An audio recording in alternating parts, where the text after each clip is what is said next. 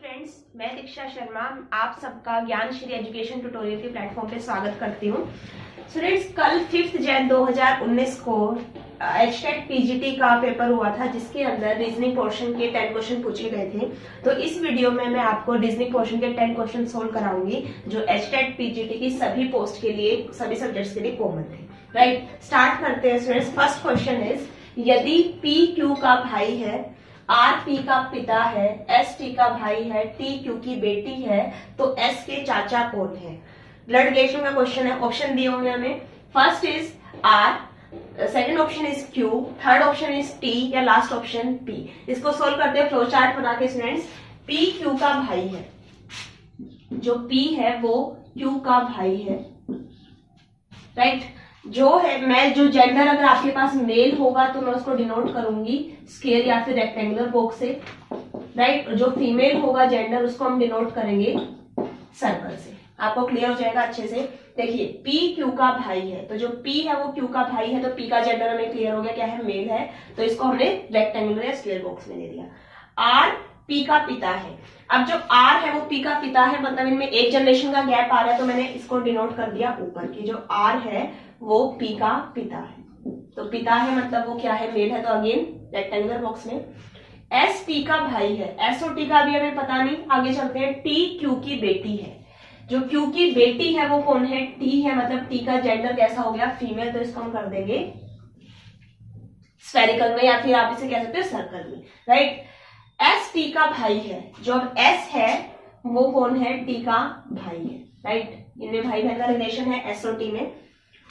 Then पूछा गया है एस के चाचा कौन है। देखिए स्टूडेंट्स, जो ये है टी क्यू की बेटी है, तो मतलब ये जो माता है, पिता है, जो भी है, खैर, तो ये जो है इसकी भी क्या है, एस, मतलब टी और एस जो भाई बहन है वो क्यू का मतलब फादर है, तो क्यू जो है एस का फादर है, तो जो पी है वो फादर का भाई, एस का क्या लगेगा, चाचा। तो जो एस के चाचा कौन, हमसे यही पूछा गया है, तो एस के चाचा कौन है, P, that is option D हो जाएगा राइट आंसर। नेक्स्ट इज, निम्न में से कौन सा शब्द डिक्शनरी के अक्षरों का प्रयोग करके नहीं बनाया जा सकता? हमें एक वर्ड दिया हुआ है डिक्शनरी, इसका प्रयोग करके देखते हैं कि कौन सा ऑप्शन में से वर्ड नहीं बनाया जा सकता। पहला रेशन। रेशन देखिए, आर है, इसमें ए है, टी है, आई है, ओ है, एन है, बनाया जा सकता है। बी ऑप्शन डेयरी है, डी है, इसके अंदर ए है, आई है, आर है, वाई है, ये भी बनाया जा सकता है। डी ऑप्शन देख लेते हैं एक बार। एक्शन। एक्शन में ए है, सी है, टी है, आई है, ओ है, एन है, ये भी फॉर्म हो सकता है। नेशन देखिए, एन है, ए है, टी है, टी है, आई है, ओ है, फिर अगेन एन है, तो हम एन एक बार ले चुके, इसके अंदर दोबारा एन नहीं है, तो कहने का मतलब नेशन नहीं बनाया जा सकता, तो सी हो जाएगा हमारा राइट आंसर। नेक्स्ट क्वेश्चन, किसी सांकेतिक भाषा में सर्टेन का कूट शब्द ये है, सीक्वेंस का कूट शब्द हमें दिया हुआ है, और पूछा गया है मुंडेन शब्द का कूट क्या होगा। ऑप्शन है हमारे पास, first is N F M W Z M X, B option N F M W M Z X, C option N F M W Z M P, D option N F W M Z M P. देखिए students, लिख लेते हैं। Certain का है, क्या दिया हुआ है, X V I G Z R N, right, coded word है। ऐसे ही सीक्वेंस का हमें दिया हुआ है,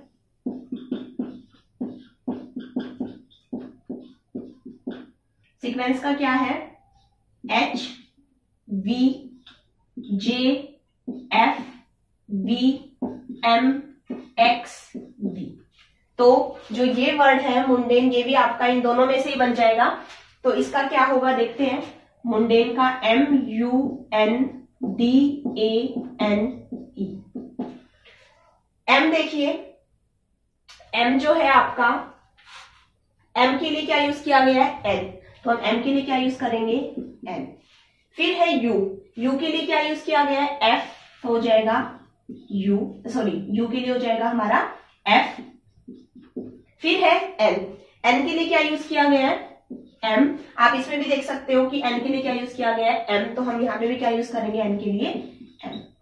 फिर डी नहीं है, इसको छोड़ते हैं एक बार, फिर आगे चलते हैं ए। ए के लिए यहाँ पे देखिए क्या यूज किया गया है, जेड, तो ए के लिए हम क्या लेंगे, जेड। फिर है एन, एन हम कर चुके हैं पहले, एन के लिए हमने क्या कोड वर्ड यूज किया है, एम, तो एन के लिए हो जाएगा एम। फिर है ई, ई आप देख सकते हैं ई का यहाँ पे वी है, ई का यहाँ पे भी वी है, यहाँ पे भी वी है, तो ई के लिए हम क्या कोड वर्ड यूज करेंगे, वी। कहने का मतलब हम वो वाला ऑप्शन उठाएंगे जो शुरू हो रहा हो एनएफएम से, एंड हो रहा हो जेडएमवी से। तो देखिए एनएफएम, एनएफएम वाले आपके दो ऑप्शन है, लेकिन एंड होना चाहिए किससे, जेडएमवी से, तो जेडएमवी आपका इसमें है, खत्म हो रहा है जेडएमवी से, शुरू हो रहा है एनएफएम से। कहने का मतलब सी जो हो जाएगा हमारा इसके अंदर हो जाएगा right answer. Next question is, दिए गए समीकरण को संतुलित करने तथा स्टार चिन्हों के प्रतिस्थापन के लिए गणितीय चिन्हों का सही क्रम समूह चुनिए। क्या मतलब इसमें, इसकी जहां पे भी स्टार मार्क हमने यूज कर रखे वहां पे ये गणितीय समूह मतलब गणितीय चिन्हों का एक समूह आएगा, वो हम देखते हैं कौन सा आएगा। कि पहला है star sorry multiply division plus equal to, B option minus plus multiply equal to, C option is plus minus multiply equal to, या D option multiply plus equal to या फिर माइनस। देखिए फ्रेंड्स इसमें जो है फर्स्ट क्वेश्चन अगर हम देखें कि 9 गुना 7 डिवाइडेड बाय 2, तो यहाँ पे अगर हम दो डिवाइड करें 7 को 2 से, तो वो नहीं हो रहा, तो ये हमारा ऑप्शन नहीं होगा। फिर बी की बात करें कि 9 पहले आ रहा है -7, फिर प्लस 2 गुना 3 बराबर 10, कि अगर मैं करूं 9 में से 7 गए 2, 2 प्लस 2 गुना 3 दैट इज 2 और 2 4, 2 और 2 4, 4 3 12, वो भी हमारा सेटिस्फाई नहीं हो रहा, मतलब बी भी नहीं होगा। अगर सी देखे कि पहले प्लस कि 9 प्लस 7, फिर माइनस कि -2, फिर गुना कि गुना 3, फिर इक्वल बराबर 10। तो इसको सोल्व करके देखते हैं कि 9 और 7 16, माइनस 2 गुना 3 6, 16 माइनस 6 10, तो ये हमारा सेटिस्फाई हो रहा है, तो इसमें हो जाएगा option C right answer. Next is, हमें डी देखने की जरूरत नहीं है, तो सी हमें यहाँ से डायरेक्टली हमारा ये जो इक्वेशन दी हुई इसको फुलफिल कर रहा है, तो डी सी हो जाएगा राइट आंसर। अगला क्वेश्चन है, सी का पिता ए है और डी बी का पुत्र है, ए का भाई ई है, अगर डी की बहन सी है तो बी और ई का क्या संबंध है। अगेन ब्लड रिलेशन का क्वेश्चन है। ऑप्शन दिए हुए हैं पुत्री, बी ऑप्शन साला, सी ऑप्शन पति, डी ऑप्शन साली। तो देखिए स्टूडेंट्स इसका वही फ्लो चार्ट बनाते हैं, वही काम करेंगे हम कि अगर हमारे पास जेंडर कैसा आता है, मेल आता है, तो उसको हम डिनोट करेंगे किससे, स्क्वायर बॉक्स से। अगर जेंडर कैसा आता है, फीमेल आता है, तो मैं इसको डिनोट करूंगी सर्कुलर से। सी का पिता ए है, मतलब सी जो है एक मेंबर, उसका पिता ए है, पिता ए है मतलब ए का जेंडर कैसा हो गया, मेल का, तो इसको हमने कर दिया स्क्वायर बॉक्स में। अब एक जनरेशन का गैप हो गया क्योंकि सी का पिता ए है, या फिर आप कहो ए सी का पिता है। अगला डी बी का पुत्र है, डी बी हमें नहीं पता अभी कौन है, आगे चलते हैं। ए का भाई ई है, कि ए का जो भाई है वो कौन है, ई है, मतलब ई का जेंडर अगेन क्या हो गया, मेल। ठीक है, दोनों क्या है, ये भाई भाई है। अगर डी की बहन सी है, जो सी है सॉरी अगर जो डी है मतलब डी की बहन कौन है, सी है, तो सी का जेंडर कैसा हो गया स्टूडेंट्स, फीमेल का, कि डी की बहन कौन है, सी है। अब देखिए डी बी का पुत्र है, कि बी का पुत्र कौन है, डी है, पुत्र है मतलब ये, तो इसका जेंडर कैसा हो गया, मेल, कि जो डी है पुत्र है किसका, बी का। ये दोनों भाई बहन थे, ये डी का जो है डी बी का पुत्र है, मतलब ए और बी में क्या रिलेशन हो गया, पति पत्नी का। तो बी जो ए अगर आपका वही मेल है तो बी होगी फीमेल, तो इनके बीच में रिलेशन क्या हुआ, पति पत्नी का। पूछा क्या गया है, बी और ई का क्या संबंध है, तो जो बी देखिए बी और ए पति पत्नी है, ई ए का भाई है, तो बी और ई का क्या संबंध हुआ, यही हुआ कि या तो देवर हो सकता है या जेठ हो सकता है। खैर हमें ऑप्शन में नहीं दिया, तो इसमें स्टूडेंट्स मे बी, मैं मे भी बोल रही हूँ, आपके ऑप्शन गलत हो सकते हैं, तो इसमें आना चाहिए देवर या फिर जेठ, की जो ई है वो बी का देवर या फिर जेठ हो सकता है। खैर हमें ऑप्शन में नहीं गिवन, तो ये आपका थोड़ा सा डाउट है। नेक्स्ट क्वेश्चन इज, ब्राइटर शब्द के अक्षरों के कितने ऐसे युग्म हैं जिनके बीच उतने ही अक्षर हैं जितने के अंग्रेजी वर्णमाला में होते हैं।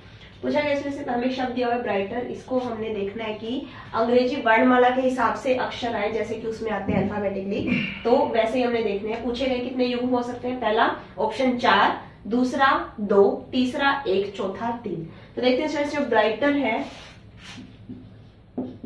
बना के देखते हैं कितने बनते हैं इसमें। तो अगर मैं देखूं जी और एच को उठाऊं तो इंग्लिश वर्णमाला में भी ऐसे ही आते हैं, जी के बाद एच, और इसमें भी ऐसे ही है। तो पहले का मतलब एक पेयर तो हो गया हमारा जी एच का, राइट। दूसरा अगर मैं उठाऊं टी ई आर को, टी ई आर को उठाएं, अगर हम देखें पीछे से चले आर ई टी, अगर अंग्रेजी वर्णमाला में देखें कि आर के बाद एस आता है, टी आता है, कहने का मतलब एक गैप है उसके बाद टी है। तो ऐसे ही अपने पास दूसरा वर्ड फॉर्मेशन क्या बन गई, आर ई टी, मतलब दूसरा जो पेयर बना वो बना आर ई टी, जिसके बीच में सेम लेटर ऑफ वर्ड है जितने की अंग्रेजी वर्णमाला में आते हैं। ठीक है, पहला युग्म बन चुका, दूसरा बन चुका, और देखते हैं कितने पॉसिबल है। एक स्टूडेंट अगर मैं उठा लूं आई जी एच टी ई को, आई जी एच टी ई को, तो इसमें देखते हैं E F G H I, तो इसमें भी आपके ऐसे ही आ रहे हैं जैसे कि अंग्रेजी वर्णमाला में आते हैं। तो इसमें भी हमारे पास तीसरा क्या बन जाएगा, आई जी एच टी। तो यही पूछा था कि कितने युग्म है, तो हमारे पास बन रहे हैं 3 युग्म, तो इसमें हो जाएगा ऑप्शन डी, दैट इज 3 जो है युग्म बन जाएंगे। नेक्स्ट इज, यदि किसी कोड भाषा में फिट डर ना का मतलब है तुम अच्छे हो या फिर यू आर गुड, डर टोक पा का मतलब है अच्छा और बुरा या फिर गुड और बैड, टिम ना टोक का मतलब है वे बुरे हैं, दे आर बैड, तो उसी भाषा में वे के लिए कौन सा शब्द है? ऑप्शन दिए हुए हमें 4, पहला टिम, दूसरा टोक, तीसरा ना, चौथा पिट। तो देखिए स्टूडेंट्स, पिट डर ना का मतलब इंग्लिश के हिसाब से देखते हैं इसे यू आर गुड, और डर टोक पा का मतलब है गुड और बैड। इनमें अगर मैं कॉमन ले लूं, इसमें भी डर है इसमें भी डर है, तो इन दोनों में क्या कॉमन आ रहा है, गुड। तो कहने का मतलब क्या है, जो डर है उसके लिए हमने क्या कोड वर्ड यूज करा है, गुड, राइट। फिर मैं उठा रही हूं दूसरा और तीसरा कि डर टोक पा का मतलब गुड और बैड, और टिम ना टोक का मतलब दे आर बैड। अब जो है अगर इन दोनों की बात की जाए, इन दोनों में क्या कॉमन है, इसमें कॉमन है टोक। सेम वे में इधर बात की जाए तो क्या कॉमन है, बैड। तो जो आपका टोक है उसके लिए कोडेड वर्ड क्या यूज कर लिया, बैड। अब उठा लेते हैं पहला और तीसरा। पहले और तीसरे में क्या कॉमन है, पिट डर ना और टीम ना टोक, ना कॉमन है। इधर देखते हैं you are good, they are bad, कहने का मतलब आर कॉमन। तो जो हमारे पास ना के लिए आ जाता है कोडेड वर्ड वो क्या है, आर। हमसे किसके लिए पूछा गया है, वे के लिए, या फिर आप इसे कहो दे के लिए पूछा गया है कि दे के लिए क्या आएगा। तो देखिए स्टूडेंट्स, हम आर कर, दे इनमें से किस में है, तीसरे वाले में। हम आर के लिए कर चुके हैं, आर के लिए क्या आया, ना। बैड के लिए कर चुके हैं, क्या आया, टोक। तो ना टोक हो चुका है, तो सीधी सी बात है जो टिम बच गया वो किसके लिए बच गया, दे के लिए। तो इसमें हो जाएगा दे के पास करेक्ट आंसर कि आर ना के लिए, बैड टोक के लिए। तो बचा क्या हमारे पास, टिम, जो कि किसके लिए हो जाएगा, दे के लिए। यही पूछा हुआ था, कहने का मतलब ऑप्शन ए हो जाएगा राइट। नेक्स्ट क्वेश्चन इज, यदि दक्षिण पूर्व को पूर्व, उत्तर पश्चिम को पश्चिम, दक्षिण पश्चिम को दक्षिण कहा जाता है तथा इसी प्रकार आगे भी रहता है, तो उत्तर को क्या कहा जाएगा? ऑप्शन है हमारे पास, पहला दक्षिण जिसे आप कहो साउथ, दूसरा है उत्तर पश्चिम जिसे आप कहो नॉर्थ वेस्ट, तीसरा ऑप्शन है हमारे पास उत्तर पूर्व मतलब नॉर्थ ईस्ट, और लास्ट ऑप्शन है उत्तर मतलब नॉर्थ। तो देखिए स्टूडेंट्स, इसमें है क्या किया गया है, ये हमारे पास ओरिजिनल डायग्राम होता है, ठीक है, जिसमें ये नॉर्थ, ये साउथ, ये ईस्ट, ये वेस्ट, बीच वाली आ जाएगी नॉर्थ, ये वाली जो डायरेक्शन है नॉर्थ ईस्ट, ये वाली साउथ ईस्ट, ये वाली साउथ वेस्ट, और ये वाली नॉर्थ वेस्ट। अब इसने क्या बोला है कि ये साउथ ईस्ट को, या फिर आप कहो दक्षिण पूर्व को क्या बोल रहा है, पूर्व, मतलब साउथ ईस्ट को ये ईस्ट बोल रहा है। अगर इस ओरिजिनल डायग्राम को एक बार छोड़ देते हैं, किसको क्या बोल रहे हैं, ये ओरिजिनल डायग्राम है, अगर मैं इसको 45 डिग्री क्लॉकवाइज रोटेट कर दूं तो मेरे पास क्या बन जाएगा, ये वाला डायग्राम। ठीक है, कि जो नॉर्थ वाली डायरेक्शन है, मतलब आपने इसको घुमा दिया ऐसे, हमने 45 डिग्री क्लॉकवाइज डायरेक्शन करते गए हम, तो हमारे पास कौन सा डायग्राम आया, ये वाला। ठीक है, तो देखिए साउथ ईस्ट को ये क्या बोल रहे हैं, ईस्ट, कि जो आपके पास साउथ ईस्ट वाली डायरेक्शन है वो ईस्ट के कॉरेस्पॉन्डिंग आ रही है। नॉर्थ वेस्ट वाली किसके कॉरेस्पॉन्डिंग आ रही है, नॉर्थ वेस्ट की किसके कॉरेस्पॉन्डिंग आनी चाहिए, वेस्ट के, वही हमें क्वेश्चन में गिवन है। फिर साउथ वेस्ट हमारी क्या आ रही है, साउथ, तो इसमें भी यही गिवन है। तो सेम वे में जो नॉर्थ है वो क्या बोली जाएगी कि नॉर्थ के कॉरेस्पॉन्डिंग क्या आएगा, नॉर्थ वेस्ट, कहने का मतलब ऑप्शन बी, दैट इज उत्तर पश्चिम हो जाएगा हमारा right answer. Next question is, श्रृंखला में त्रुटिपूर्ण संख्या ज्ञात कीजिए। हमें एक सीक्वेंस दी हुई है, इसमें जो गलत नंबर है वो हमें ढूंढना है। ऑप्शन सीक्वेंस है 10, 12, 28, 90, 360, 1850। ऑप्शन है 12, 28, 90, 360, मतलब इन चार ऑप्शन में से एक नंबर गलत है, वो हमें देखना है। खैर देख लेते हैं इसमें सीक्वेंस क्या है। 10, 12, 28, 90, 360 और 1850। तो अगर हम इसको ध्यान से देखें तो इस सीक्वेंस में क्या है कि जो दूसरा नंबर है वो कैसे आएगा। अगर मैं 10 प्लस 2 करके गुना 1 करूं तो आ रहा है 12। फिर 12 में ही ऐसे 2 ऐड करके गुना 2 कर दूं तो आ रहा है 12 और 2 14 दूनी 28। फिर ऐसे ही 28 में 2 ऐड करके अगला नंबर, इससे हम बढ़ते जा रहे हैं मल्टीप्लाई में, 1 2 अब करेंगे 3 से गुना कि 28 और 2 30, 30 दिए 90।